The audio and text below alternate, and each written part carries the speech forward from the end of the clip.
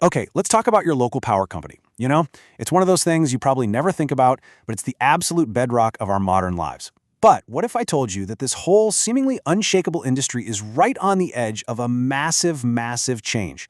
Today, we're going to dive into a really fascinating blueprint for how public utilities could completely reinvent themselves for the 21st century. So let's jump right in. I know. That sounds a little dramatic, right? Obsolete? But the proposal we're breaking down today makes a really compelling argument that a lot of these foundational institutions we just take for granted are facing a genuine, honest-to-God existential crisis. The world's just changing way too fast, and the old models, well, they're starting to crack. So what exactly is this crisis we're talking about? Well, the proposal we're digging into calls it a trilemma. Think of it like a perfect storm of three major threats all hitting at once, putting this immense pressure on modern utilities and really making us question their role in our future.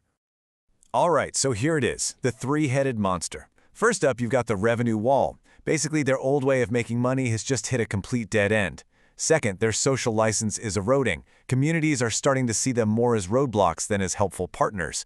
And then there's the third one, which might be the biggest of all, the business model threat. Let's zoom in on that one for a second. Man, this slide really paints a picture, doesn't it? You can literally see how tech companies and these nimble startups are just unbundling the utility. They're picking it apart. You've got Tesla and Sunrun taking over power generation with things like rooftop solar, what they call behind-the-meter generation. Then you have Google and others jumping in with grid intelligence. And other companies, they're swooping right in and stealing the customer relationship itself. So what's left for the utility? Well, they're stuck with the expensive poles and wires. They're becoming a dumb pipe while everyone else is capturing all the real value. And this isn't just some theoretical threat. No, this inefficiency has a jaw-dropping price tag. The source material calls it a coordination tax, and get this, of $7 trillion. Let that sink in. $7 trillion. That's bigger than the entire economy of most countries on Earth. This is the real tangible cost of all the wasted time, wasted effort, and misaligned projects. It's a massive, massive burden on the whole system, and you can bet that that cost eventually finds its way to all of us. And this is where the urgency really kicks in. The clock is ticking. The world isn't waiting around. Big tech, renewable energy companies, all these new technologies, they are moving at lightning speed. They are absolutely going to build the future of energy, and if the utility can't adapt, they'll just get bypassed. Value will flow around them, not through them. So what's the solution here? Is there a path forward? Well, the idea isn't to just tear the whole system down. It's about a fundamental evolution. The proposal we're looking at suggests a huge shift in the utility's role, from being just a simple provider to becoming an essential, powerful coordinator. The term they use is Completion Orchestrator. And here's the best way to think about it. Imagine an air traffic controller, but for all the infrastructure in a region. So instead of just managing one single thing, the flow of electrons, the utility becomes the central hub that coordinates all the complex projects. We're talking new data centers, huge renewable energy installations, EV charging networks, everything. They make sure it all works together in harmony. This slide really nails the pivot. On one side, you had the old model, the utility as a dumb pipe, just selling a commodity. But on the other side, you've got this new vision where the utility becomes the essential infrastructure itself. It's a fundamental shift from being a regulated monopoly to being a true steward of the entire network. And the big difference? Instead of capturing just a tiny piece of the value, they get to capture value from the entire system.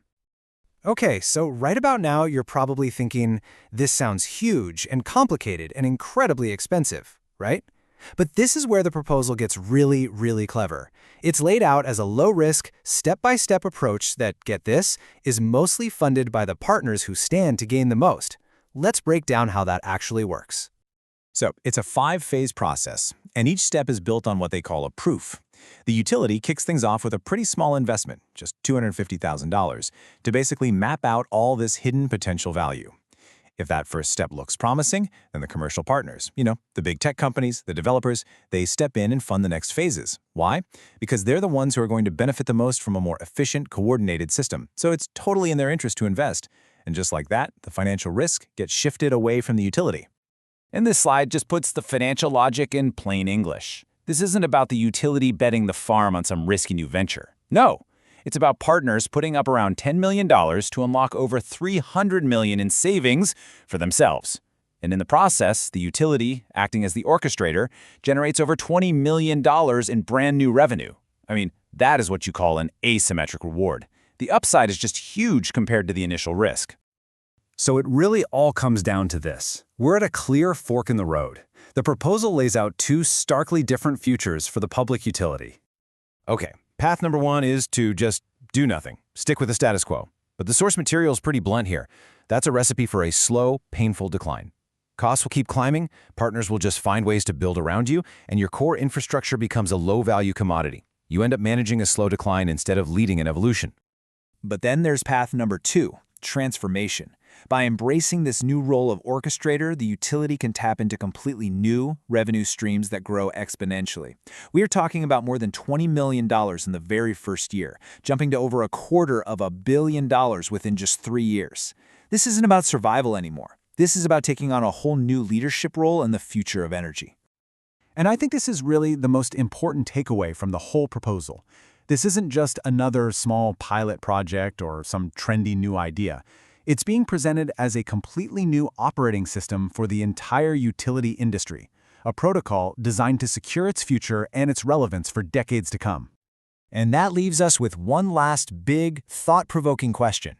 If a framework like this can reinvent the energy sector, what other essential industries out there are ready for a similar evolution? I mean, think about it. What about water, transportation, even healthcare?